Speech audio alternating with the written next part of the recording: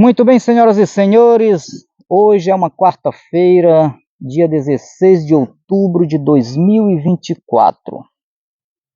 Hoje estamos completando 10 dias do fatídico 6 de outubro, dia em que foram realizadas as eleições municipais em todo o Brasil. E por que eu digo fatídico 6 de outubro?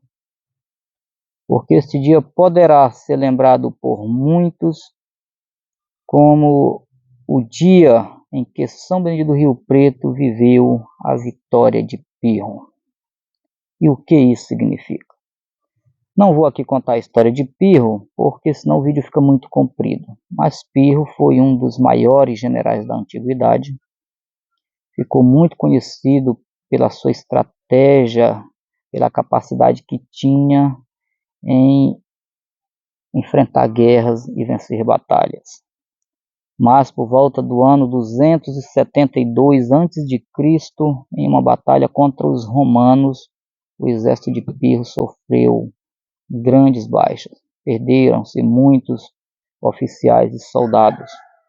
Eles conseguiram vencer a batalha, mas diante de seu exército, olhando as perdas que tinha tido, Pirro teria dito a seguinte frase: mais uma vitória como essa e estaremos completamente arruinados. Isso significa dizer que existem vitórias que vêm a um preço, a um custo tão alto que equivalem a uma derrota. E pode ter sido isto que aconteceu em São Benedito do Rio Preto no dia 6 de outubro deste ano. Vou voltar aqui a novembro de 2020, quando o prefeito, ou melhor dizendo, o candidato Wallace Rocha venceu a eleição para prefeitura de São Benedito do Rio Preto. Naquele momento, o sargento do Exército Antônio da Paz escreveu em uma rede social que São Benedito do Rio Preto se prepararia para viver dias sombrios.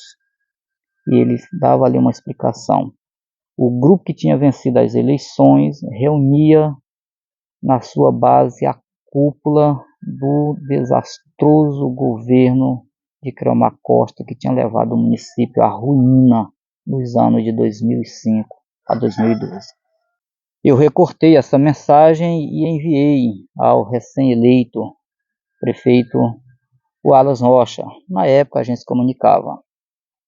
E ele me respondeu dizendo que iria provar que Antônio da Paz estava enganado. Não estava. Lamentavelmente não estava.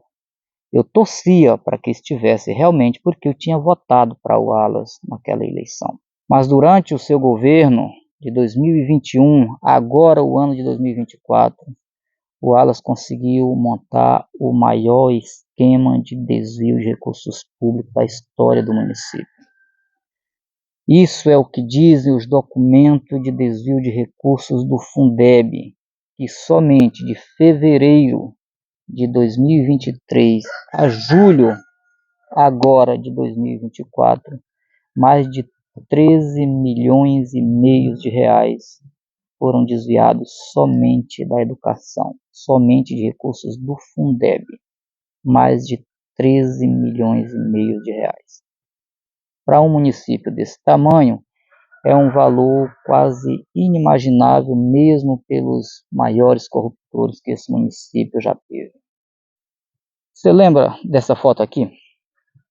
Pois é, essa foto aqui talvez represente a falência moral das nossas instituições, inclusive nossas instituições religiosas. Esta foto aqui, ela representa a demonstração de apoio ao maior esquema de desvio de recursos do município. E um detalhe, com os fatos já conhecidos. Nesta mesma linha, parecem ter seguido alguns dos fiéis, porque se os líderes estão mostrando o caminho, muitos dos fiéis seguem seus líderes. E aí algumas pessoas que outrora estavam e que daqui a pouco vão estar nos púlpito das igrejas, fazendo pregações acaloradas, outros que, muito bem vestido, com uma Bíblia embaixo do braço, se sentindo um exemplo para a sociedade, se sentindo a nata. Afinal de contas, são pessoas que não dão muito valor às coisas mundanas. De repente parecem ter trocado a Bíblia por um maço de dinheiro com a intenção de beneficiar a corrupção e o desvio de conduta do município. Preocupado com essa situação, eu recorri à Bíblia em busca de respostas. Encontrei algumas coisas e destaquei aqui alguns pontos que me chamaram a atenção. Em 2 Pedro 2,19, diz o seguinte: prometem-lhes liberdade, sendo eles mesmos escravos da corrupção, porque de quem um homem é vencido, do mesmo é feito escravo. E por que isso acontece? 1 Timóteo 6,10, porque o amor do dinheiro é a raiz de todos os males, e nessa cobiça alguns se desviaram da fé. Então esqueça essa história de discurso moralista, de pregações acaloradas, que vale ao poder do dinheiro. É impressionante o que a gente eu consegui ouvir durante esta mais de uma semana após as eleições. As pessoas falam abertamente, tranquilamente, de que receberam dinheiro para votar. Falam na beira do campo de futebol, na conversa ali entre 3, 4 amigos, no meio dos campos dos gaúchos, como é chamado, com um saco a tiracolo, catando raiz, e falam de valores. Eu recebi 300, 500, 800, 1.000, 1.500 reais para votar. Vira e mexe, você encontra alguém que dentro desse bate-papo diz: caramba, e eu não recebi nada. Mas é quase impossível hoje em São Benedito do Rio Preto se encontrar um cidadão que não tenha sabido, que não tenha ouvido falar de alguém que recebeu dinheiro para votar.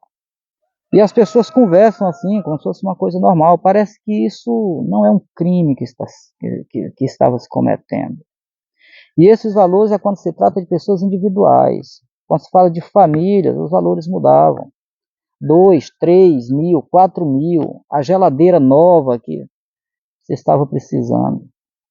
A pergunta que chegava era tipo assim: de quanto que você precisa, ou do que você precisa? E na medida que as conversas avançavam, acordos eram fechados. É isso que se comenta. E aí você deve estar pensando: Porto, e por que não se prova isso? Porque provar compra de votos não é assim, não.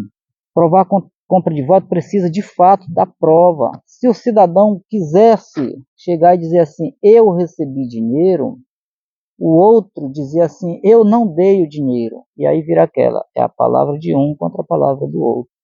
Ainda assim não se constitui prova. Mas as evidências apontam para que esta prática tenha acontecido da forma mais gritante, mais escandalosa que São Miguel do Rio Preto nunca tinha visto em sua vida. Aqui eu quero abrir um parênteses aqui para parabenizar duas pessoas em especial. Uma é o meu amigo Gilmar Rocha, o homem que coordenou por 2 vezes 2 campanhas improváveis de serem vencidas e venceu. Neste ano de 2024, pode-se dizer que foi o poder do dinheiro, mas em 2020 não foi. Foi uma campanha feita sem esse dinheiro todo, e também era improvável a vitória e venceu. Então, tem competência para isso. Escreve o seu nome na história de São Miguel do Rio Preto. A outra pessoa é a jovem primeira-dama Brenda. Eu não tive a oportunidade de conversar com ela pessoalmente, já cheguei a vê-la assim à distância. Mas se as informações que a gente ouve, que se fala de Brenda, é jovem, bonita, educada, é simpática, ou é uma pessoa totalmente boa de conversa, de lábia e muito responsável nos compromissos que assume. Tudo que ela assumiu como compromisso político, ela honrou. Tem algumas pessoas que chamam a primeira dama da virada, é a mulher que fez a diferença na eleição. E aí já se comenta por aí que ela poderá ser a substituta de Wallace Rocha em 2028. Então, parabéns para quem tem esse espírito de conquista dentro do campo político. Merece o reconhecimento. Não estou falando aqui do mérito da coisa em si, mas daquilo que se fala merece o reconhecimento. E aí você deve estar se perguntando, mas Porto, se o governo de Wallace foi um governo marcado pela corrupção, não foi um governo bom, por que ele ganhou a eleição novamente? Porque ele conseguiu chegar à fórmula para se ganhar a eleição em São Miguel do Rio Preto. E eu vou descrevê-la aqui para vocês agora. Como é que funciona? Após ganhar a eleição, assumir o governo, melhor dizendo, você não precisa se preocupar em trabalhar, em colocar o município em evidência, nada não. Deixa as coisas acontecerem, leva na tranquilidade, mantendo o funcionamento básico, faz uma maquiagem aqui, outra ali, um trabalhozinho mais pontual e deixa a coisa aí seguindo por 3 anos. Lembrando que com 2 anos a gente tem as eleições para presidente, governador e tal. Então o que você faz nesse período? Se você for do lado do governo, busca aliança com o governo do estado, consegue algumas obras de infraestrutura, que é sempre bem vista no município, inclusive um município pequeno que nem o nosso, e aí coloca o maquinário em campo para trabalhar. Sem pressa, vá só ali na maciota, como dizia o meu pai. Terminada a eleição, retira-se o time de campo. O que foi feito, o que está por fazer, deixa lá. Põe o galo para cozinhar novamente. E aí você vai arrastando no mesmo patamar que vinha antes. Uma coisinha pontual aqui, outra ali, o funcionamento básico e tal, por mais um ano. Chegando no último ano, o 4º ano, que é o último ano de mandato, e também ano eleitoral, aí você tem 3 coisas a fazer. Primeiro, contrata o maior número possível de pessoas para o município. Mas contrata mesmo. Sei lá, o município de Rio Preto tem cerca de 700 funcionários efetivos. Contrata 3 vezes mais. 3 vezes 7, 21, 2.100, 2.500 funcionários. Vamos dizer que desses 2.500, 500 não vote, 20% aí não vote. Não chega a isso não, mas vamos colocar isso. É uma quebra que você tem que contar. Você já larga além dos votos que todo candidato tem, todo governante tem os seus votos, você já larga com mais de 2.000 votos na frente. Segunda coisa, aí você coloca o município em evidência, coloca o município para funcionar. Obras de infraestrutura, pavimentação, reformas, revitalização de estradas vicinais, manutenção da limpeza urbana, não deixa mais nem mato crescer na cidade, é máquina trabalhando o tempo todo, a equipe de pessoas com roça bota o município para funcionar. É a maquiagem final para esquecerem a inércia do passado. Faça isso por 7 meses. Nos 2 meses finais, você pode pegar o dinheiro que foi desviado, o dinheiro que você conseguiu juntar durante o período de inércia e compra os votos que você precisa para completar a sua vitória. Está aí a fórmula montada, testada e aprovada. Voltando para a questão aqui, para a gente fechar, citei ainda agora alguns exemplos bíblicos, eu continuo com ela na mão. Porque depois de ver aqueles versículos, eu ainda fui lá em Provérbios 28:3 e diz que o homem pobre que oprime o pobre é como a chuva impetuosa que destrói a plantação. Então, não se deve vangloriar daquele pobre que foi oprimido, porque isso não traz progresso, não traz sucesso. Em Mateus 7,21, a gente talvez encontre as respostas para aquelas pessoas que eu citei agora há pouco, que estão pregando, que estão com uma Bíblia, que estão vestidos de pura honestidade, que estão separadas do mundo. Diz o seguinte: nem todo aquele que me diz Senhor, Senhor, entrará no reino dos céus. Então não se convença de tudo que você ouve, que nem tudo é verdade. Para fechar, Lucas 12, 2 diz o seguinte: nada há encoberto que não haja de ser descoberto, e nem oculto que não haja de ser conhecido. Desta forma, eu espero que todos os erros que tenham acontecido para que esta vitória tenha sido alcançada, ela venha à tona.